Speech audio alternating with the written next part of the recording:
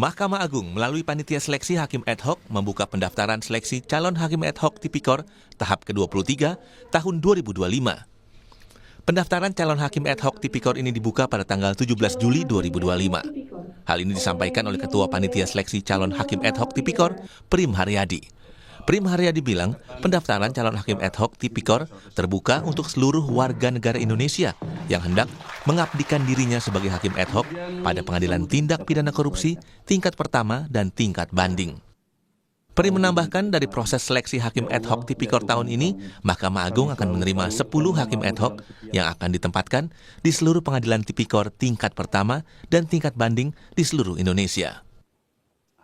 Oleh karena dari tahun ke tahun Hakim Ad Hoc Tipikor ini ada yang berakhir, jadi periodenya itu 5 tahun, kemudian bisa diperpanjang atas usul Ketua Pengadilan Negeri atau Ketua Pengadilan Tinggi, dapat diperpanjang untuk 1 periode, jadi 10 tahun maksimalnya. Nah, jika setelah berakhir, atau ada yang sudah berakhir, atau ada yang sudah meninggal dunia, gitu ya, setelah menjalankan tugas ada yang berakhir atau meninggal dunia, maka kita perlukan penambahan hakim-hakim Ad Hoc Tipikor ini. Nah, untuk tahun ini ada lebih kurang 10 hakim Ad Hoc Tipikor yang kita butuhkan baik untuk tingkat pertama maupun untuk tingkat banding. Tahap seleksi Hakim Ad Hoc ke-23 tahun 2025 ini sama seperti seleksi tahun sebelumnya. Tahap seleksi dimulai dengan tahapan administrasi, seleksi ujian tertulis, kemudian seleksi profil assessment, dan tahap wawancara. Untuk penguji dalam seleksi, selain dari internal Mahkamah Agung, panitia seleksi juga mengikut sertakan praktisi hukum dari luar Mahkamah Agung dan mantan pejabat Mahkamah Agung.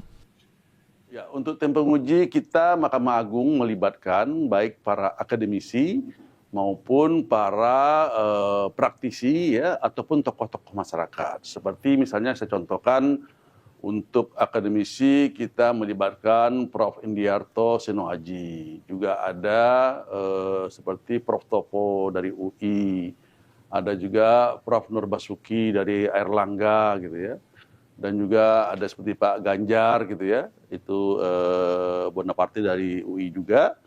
Kemudian juga kita melibatkan beberapa tokoh yang kita nilai tokoh masyarakat, seperti misalnya Pak Wakil Ketua Mahkamah Agung yang lalu ya, Pak Andi Samsan Nganro gitu ya, dan juga Pak Dr. Suhadi, mantan Ketua Kamar Pidana. Berpakaian rapi. Perekrutan Hakim Ad Hoc Tindak Pidana Korupsi diatur dalam Pasal 10 Undang-Undang Nomor 46 Tahun 2009 tentang Pengadilan Tindak Pidana Korupsi.